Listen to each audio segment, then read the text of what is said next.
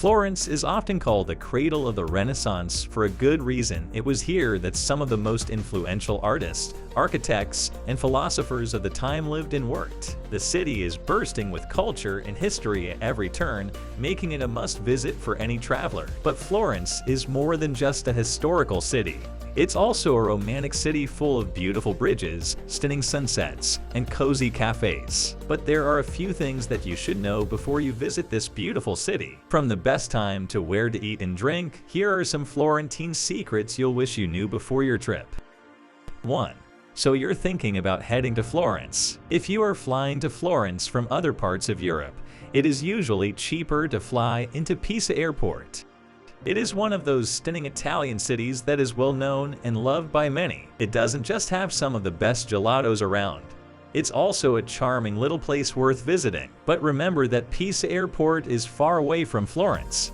You can simply take a bus or train to your destination. We recommend using buses unless you have €150 for taxis. There is no need to book tickets in advance for either option, so you just pay the fare, hop on, and reach your destination in 60 to 70 minutes. 2. The food is actually pretty impressive. Alright, let's start with the famous Florentine steak. It is a must when visiting Florence.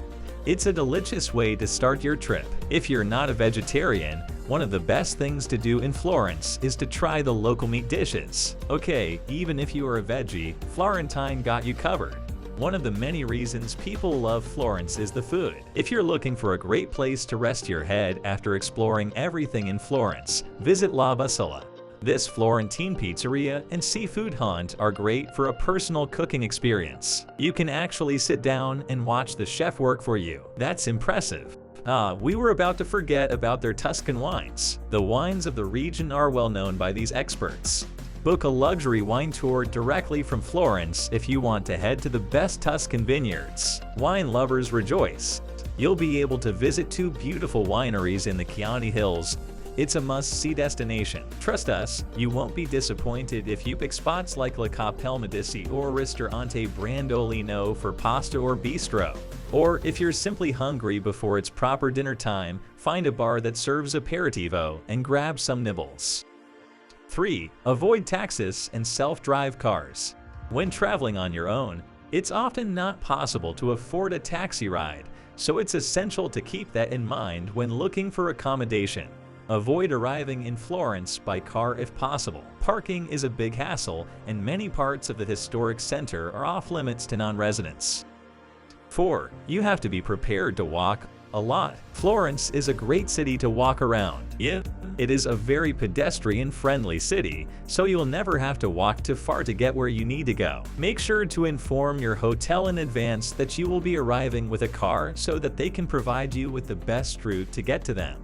Cycling around Florence is a great way to enjoy the cityscape and famous landmarks. It's also a great way to exercise and make new friends. Cycling through Florence is a fun way to entertain kids and teens who might find sightseeing tedious. 5. But beware, there are some Florentine unknowns that even the most seasoned traveler may not be aware of. Summer is the hottest time of year in Florence. The lack of wind makes the heat incredibly oppressive, quickly reaching 30 or 35 degrees Celsius.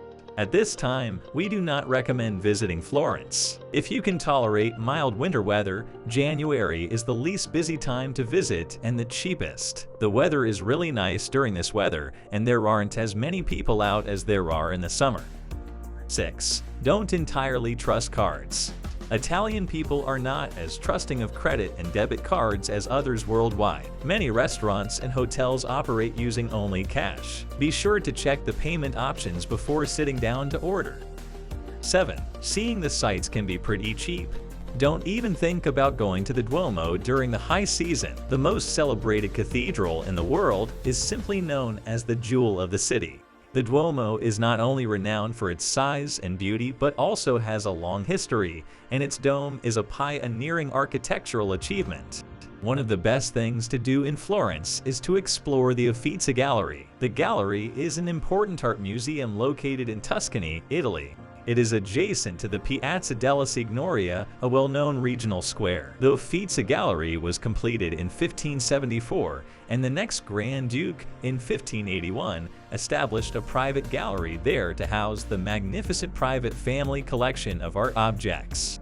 If you're a lover of art and history, the Uffizi Palace will be a great place to spend hours. Florence is a great place to visit if you're looking for a shopping spree. You'll find plenty of places to buy leather goods, all of the high quality. Many traditional leather goods stores in Florence, including Bempered, Giorgio, and Cassini. The Arno River in Florence is an excellent place to row, as it is large and relatively calm. Staying active and enjoying the outdoors is a great way to enjoy your trip to Florence. This activity is not too severe. If you like the atmosphere of a market, Mercato San Lorenzo is a must. Italian food is a great place to learn about different types of cuisine. 8. Do's and don'ts. It is not advisable to walk around town alone late at night. Being aware of your surroundings when you are out late at night is essential, especially if you are by yourself. Florence is a safe and comfortable city to live in. However, we advise avoiding the Santa Maria Novella area late at night and avoiding dark alleys. Be vigilant in places often visited by large crowds, such as Piazza del Duomo, Ponte Vecchio, and around the San Lorenzo market. Street vendors in Florence sell counterfeit selfie sticks, smartphone power banks, ponchos, water bottles, and umbrellas, often when it rains. Yeah, that's it. When it comes to preparing for your dream vacation, it's all about finding the perfect balance of adventure and relaxation. From the best time of year to find the best cuisine, these insider tips will help you make the most of your time in Florence. And don't forget to subscribe to us for more travel tips and guides. Just leave us an upbeat note in the comments too.